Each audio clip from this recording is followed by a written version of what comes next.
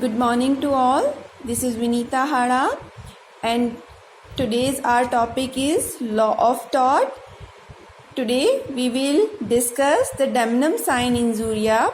Damnum sine injuria is a Latin maxim which Hindi meaning is बिना क्षति के हानि.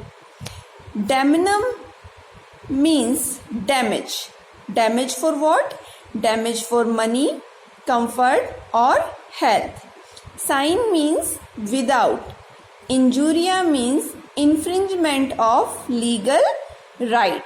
So we can say that damnum sine injuria means damage without the violation of legal right. So any damage which is caused damage to money, comfort or health, but there is no violation of legal right, hence it becomes damnum sine injuria. As we know that injuria sine damnum is actionable in the court of law, whereas damnum sine injuria is not actionable in the court of law. Reason behind this is to prove legal right is mandate to take the compensation or damage in the law of tort. In case of injuria sine damnum, there is a violation of legal right, but in case of damnum sine injuria, there is a damage. There is a damage, but there is no violation of legal right. Hence, it is not actionable in the court of law. To know about the defendant liability, there are two tests. The first one is whether the plaintiff has suffered any loss or damage. It means we have to check that plaintiff has any damage, any kind of damage. What are the types of damage? Damage may be in respect of the money, in respect of the comfort and in respect of the health.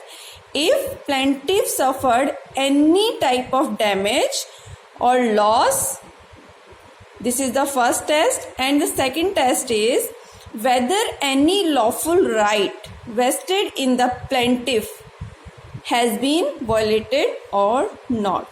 So first test defines the plaintiff loss in respect of the money, comfort or health, whereas the second test defines that any lawful right that has been vested in the plaintiff is violated or not. So here the question is whether both the tests are the rights or which one is the right one.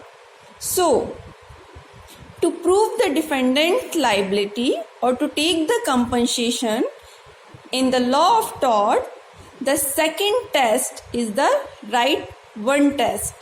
We have to prove if we want to take the compensation in law of tort or we want to prove the liability on defendant, we have to prove that the plaintiff's legal right has been violated. The important case laws related to damnum sine injuria are many, but for your convenience, I am putting here the three important case laws. The first one is Gloucester Grammar School case. The second one is Mughal Steamship Company versus MC Gregor and Company. Third one is Usha Ben versus Bhagya Lakshmi Chitra Mandir case.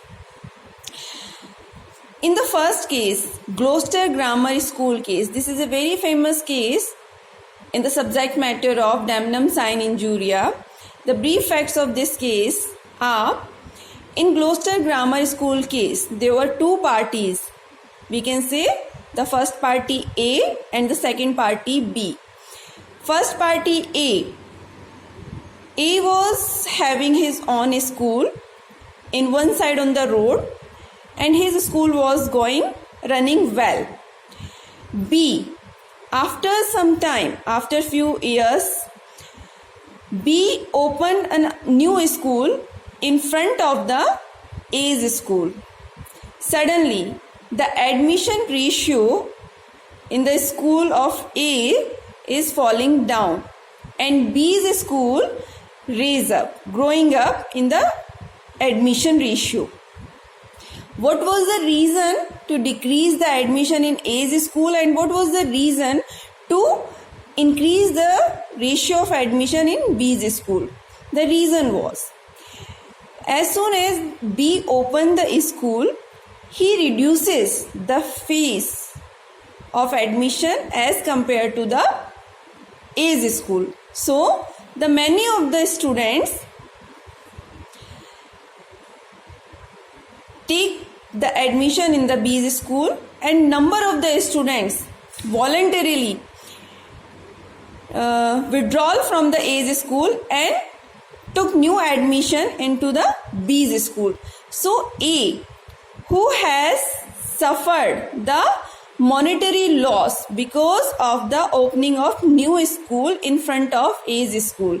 So A, here in this case, A files a suit in the civil court that because of the B's school, I am suffering the damage in respect of money. My school admission ratio is falling down. After hearing the facts of both the parties, court has decided, yes, there is a damage to A, damage in respect of money, but there is no violation of legal right, because B has a right to open a new school. B did nothing in wrong in respect of A. So court decided in this case, hence because of opening of new school, A's school admission ratio falling down, but there is no violation of legal right, because B opens a new school because of his business purpose, not to give any kind of loss to A. So his purpose was bona fide, his intention was good, his intention was to promote the education with the minimum fee structure. So B's intention was good. So court decided in this case that therefore A suffered a damage in respect of the money, but his legal right was not violated. Hence in this case, A is not entitled to take any damages or compensation from B. So this proves that to take compensation in law of tort, it has to be proved that some legal right of the plaintiff must be violated, otherwise he will not be able to take any kind of damages. Thank you so much for today. We will discuss next topic in my next class. Thank you.